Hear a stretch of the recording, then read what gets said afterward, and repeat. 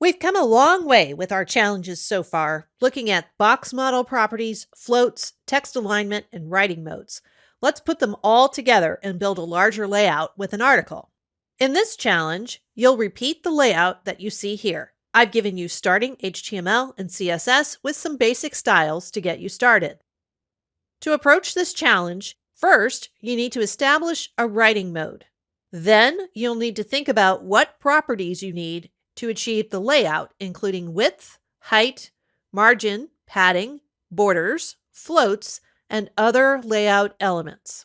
A few points about what you don't need to do. Don't worry about a responsive layout. In fact, set your CodePen display window to 900 pixels wide for best results with this exercise. Don't use Flexbox or Grid to achieve this layout either. You can do this with the properties we've learned so far. And finally, don't change the starting HTML or CSS. You're welcome to add to it, but don't change what's already there. As a bonus, see if you can flip this entire layout by 90 degrees, working with a vertical writing mode to achieve this same layout. You may want to try the horizontal orientation first, and then go to the vertical as your approach. Pause the video to take on this challenge. Here's how I solved this challenge. First of all, anytime you're going to do a more complicated layout, you definitely want to review your HTML. So here we have a div with a class of container that goes all the way around everything. Inside of that div with a class of container, we have an article.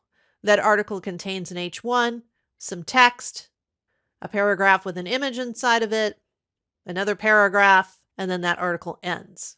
Then we also have an aside as a separate item.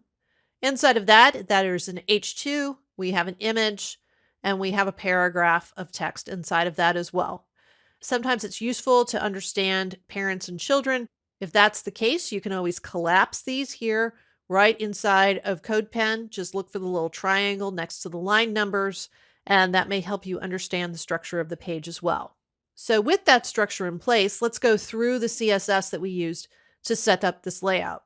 First of all, on the container, the outside div, we're going to add our writing mode. We set an inline size, so it's a little bit smaller than this display window, which is set to 900 pixels.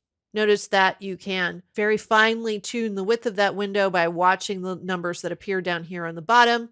It's got our margins set up here, our padding inline, and we've set it to display flow root to clear the floats that are inevitably coming in our layout.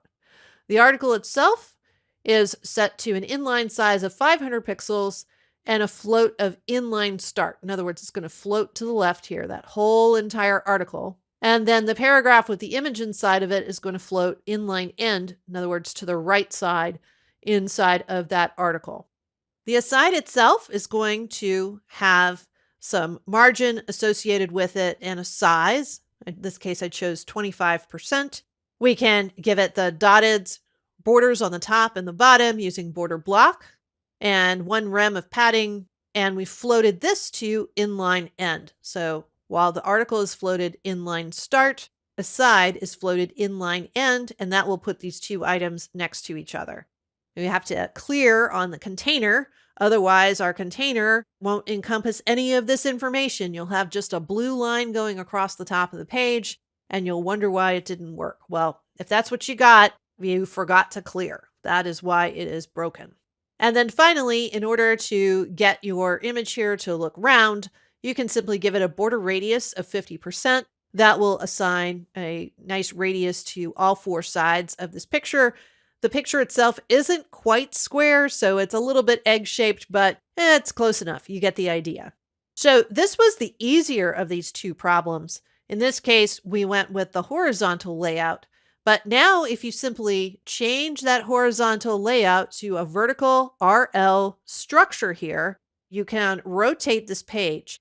And now you may have a few additional items that you're going to need to tweak. So I did a couple of little changes here. For example, I have an inline size on the article of 400 pixels, whereas the article before had an inline size of 500 pixels. So I made it a little bit smaller to accommodate the less height that I have here in my coding window. We have our Floats are all still working the way they're supposed to work. And when we come to our side, we have a lot of things that are very similar here as well. Then finally, for my aside image, I just set that border radius to 50%. And then for both of the images, I had to apply a transform, in this case, rotating it 90 degrees in order for these images to look good here with the vertical orientation of the page. In order to make this go vertically, right to left, we had to make many fewer changes than you might otherwise expect. If you wind up having to code for both horizontal and vertical writing modes in the future, write the one that you're comfortable with first. For many of us, that's going to be the horizontal direction. And then do the next layout, in this case, the vertical writing mode.